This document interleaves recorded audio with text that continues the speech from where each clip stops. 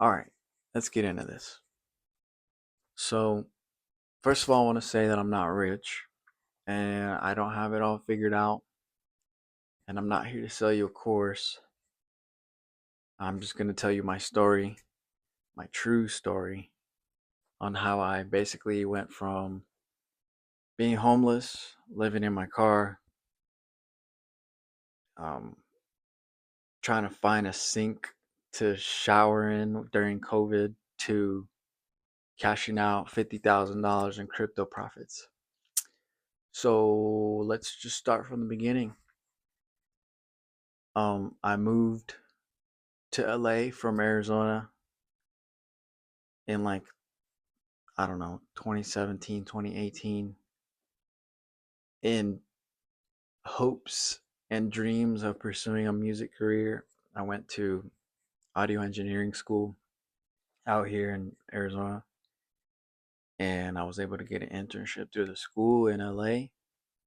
Long story short, I had mutual friends from high school who were like, "Hey, I have homies out there who are also pursuing music or clothes, fashion, the arts, whatever, and they might be interested in a roommate." So I link up with them. I was able to stay with them. It's like three, four of us. We're just young, hungry, splitting the rent. I mean, you have to. LA is so expensive. Yeah, and that's what it was. That's what and collectively we all pitched in on like a rehearsal space, like just like a studio lockout. This is for later in the story. This place had no AC and it didn't have any windows. So it's not somewhere you stay. Fast forward just throughout the years, music was always on the back burner because you have to pay rent no matter what. You got to eat. So most of my time was spent at work, and I worked retail. I worked at Flight Club on Fairfax for a couple years, like met all the celebs, all the people, all walks of life. I worked at Champion. And then my most recent was Bodega LA. I don't know if you guys have been there, but they sell, it's like hype clothes, hype sneakers, just the latest drops, Jordans, Travis Scotts. We had the off whites and just everything, everything, everything.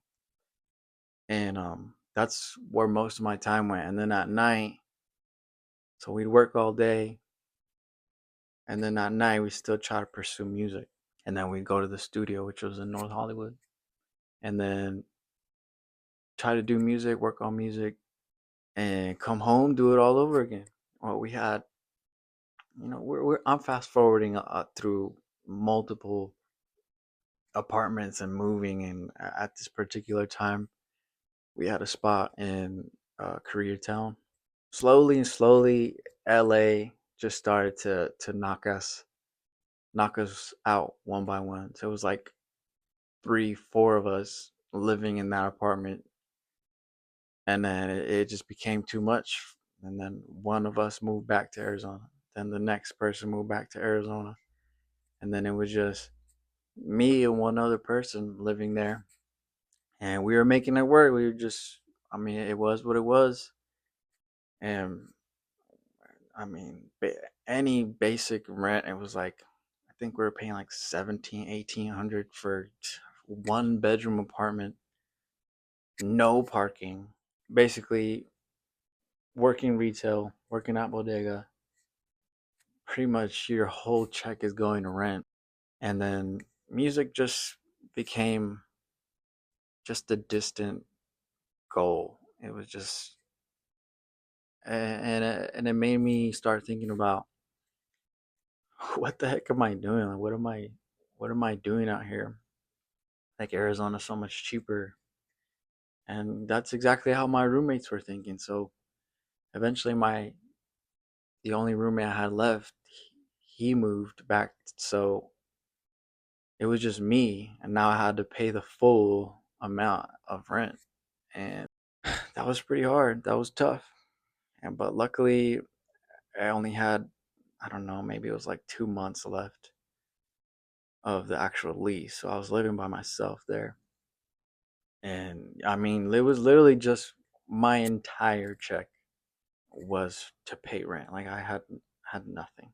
Anyway, so I was just like, what am I gonna do? So I started picking up books, like finance books, like Rich Dad Poor Dad, um, like money, how to invest money, Millionaire Next Door, and Psychology of Money. Like all these, dude.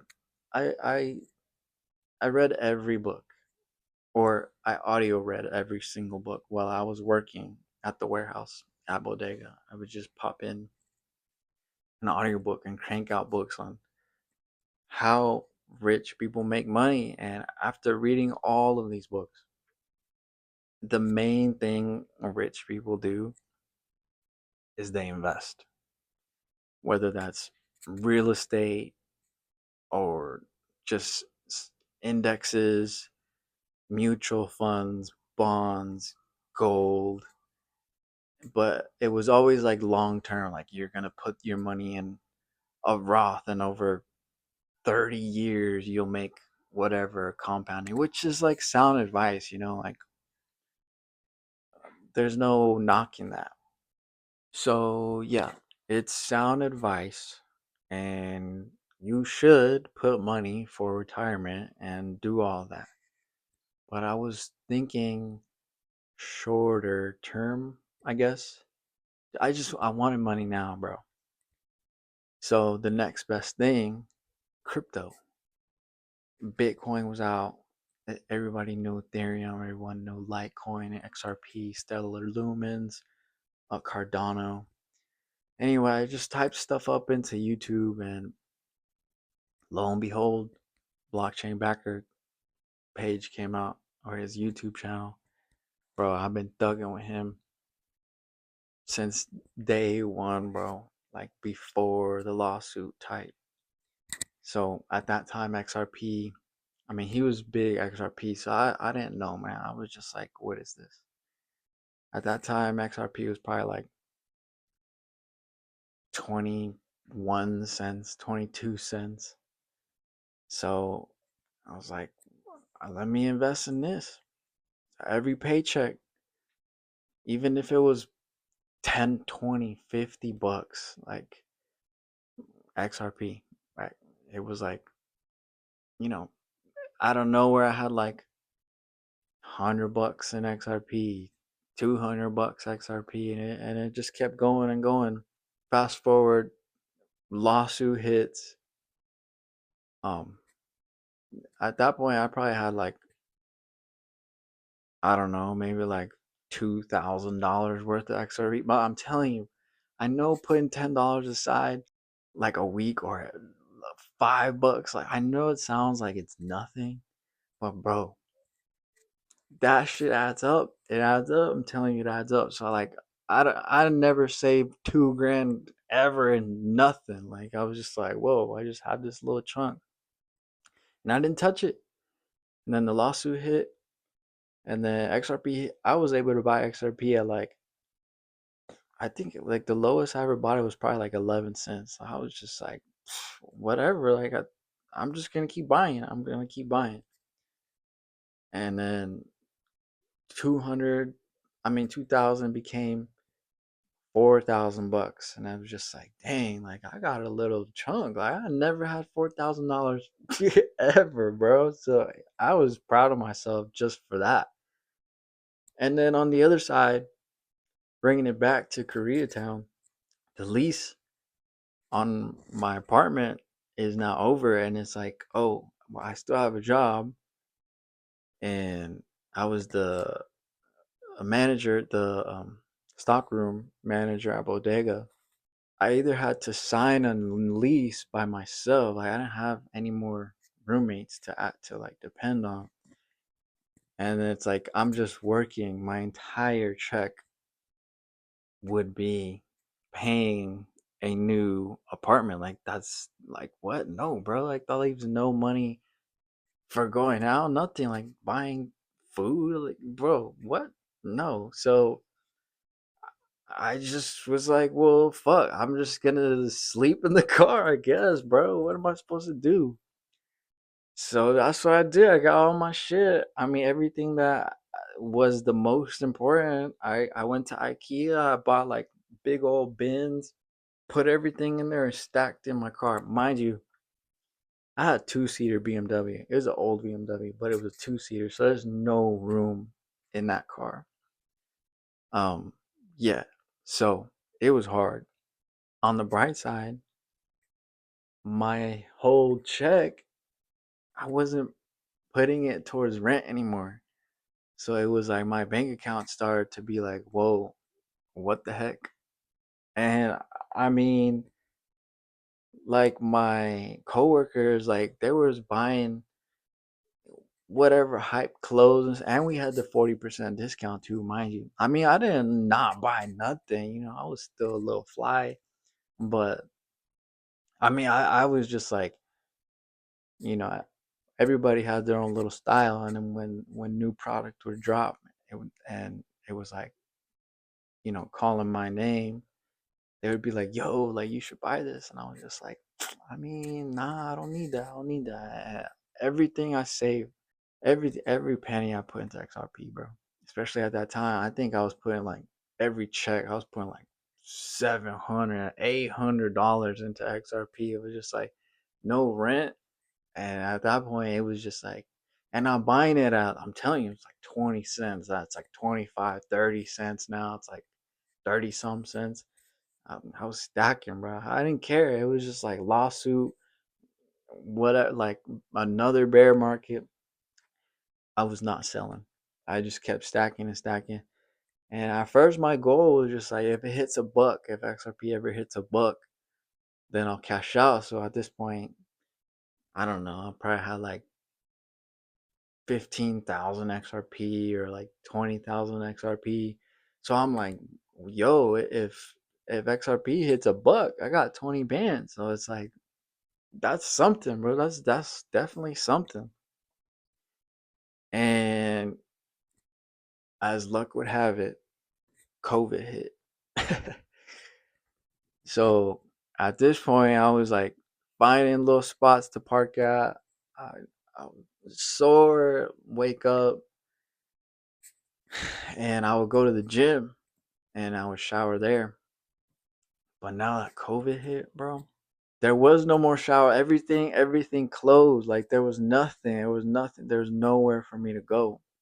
At this point, it was just like, what the hell am I gonna do? Like, I mean, I had some friends, like they knew, but it's not like they're like gonna be like, come live with me. They already had their roommates and their space, and eventually, like, some of them would let me like crash on the couch, and I would shower at their spot every now and then. But I didn't want to overwhelm my stay, so I didn't. So I would go to like Walgreens or like Chipotle, and Chipotle has that they have the private bathroom, so I was able to lock the bathroom, have the whole bathroom to myself, and I was in that shot. I was in that sink. I mean, I was in that sink, and I would shower up. I had to be clean, and I mean, it was hard, man.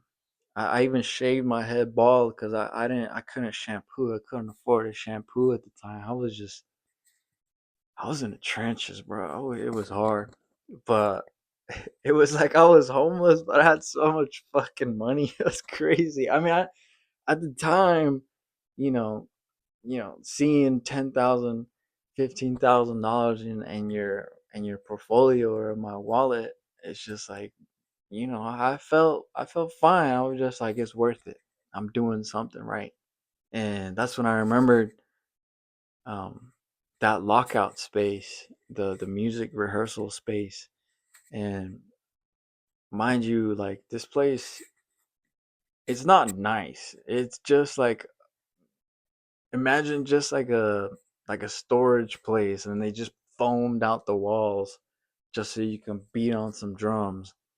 And there was one bathroom there, no shower, one sink, and it was shared by the entire facility. So when I tell you that this bathroom was not clean, let me tell you, it was not clean. It was just like, we didn't even get into all that. It was just, that's where I would try to sink shower it up, and that's what it was. And sometimes I could sleep there, and it was just, bro, no AC, no windows. It was hot. It was just like, at that point, I was just like, dang, what the hell am I doing, bro? I remember it got infested with like ants, and like I would go to sleep, and I was just bit all over. Like, bro, it was it was hard. And then I still had to go to work and put in hours there. Anyway, long story short, so with COVID, I ended up losing the job, and at that point, it's just like, all right, I'm not I'm not doing this anymore. But I had been able to accumulate a hefty sum of XRP and XLM just because it was cheap. So I kept buying both. And I did buy Ethereum, some Bitcoin, but my main thing was XRP. So I had to move home. I mean, luckily, my mom, she was able to give me a room at her house before I, got back on my feet. And then fast forward now, last year, XRP started to move, and I started to see a dollar, and it wasn't no $20,000 anymore. I was seeing, like six figures, and I was just like, whoa, like, all right. And then the XRP started to move to $2, and that number just kept getting higher and higher. And then I'm making it sound, I don't know if I'm making it sound easy, but I was holding XRP for 7 years at this point. So that's how much conviction I had. And shout out blockchain backer. He held me through some dark times. But yeah, I had 7 years to think of an exit strategy. So I'm still holding XRP. Not financial advice. Like, I'm not saying you should buy some, but you should probably buy some before, you know, before it keeps going. And then at $3, part of my exit strategy was to take out $50,000. So yeah, I took out 50,000. Felt pretty good. I mean, I'm still holding, so I think I'll be able to take out even higher profits. So I'm excited, and it was my determination, and my saving everything. Like, I wouldn't spend money on clothes, shoes, even on food. Like, yes, I would eat, but like I wasn't like going out every night. Like, it was just like almost every dime I had extra income was towards investing. And I say all this to let you know that you can invest when you're broke. Like, even right now, I know it's like, oh, he bought it when it's so cheap, but it's like, it's not even about that. Like, it doesn't have to be crypto. Like, you could start setting, I'm telling you, $10 aside a week. It adds up. Put that in a high yield savings, and you can make money that way. But the point is, it's not hype. I didn't put money into a meme coin and I just got rich overnight. Well, I'm not rich. I'm just I'm in a place where I can breathe now. And if you're struggling, I've been there. If you want some advice on whatever I can give you, like, send me a DM, send me a message, say, like, comment, like, let me know.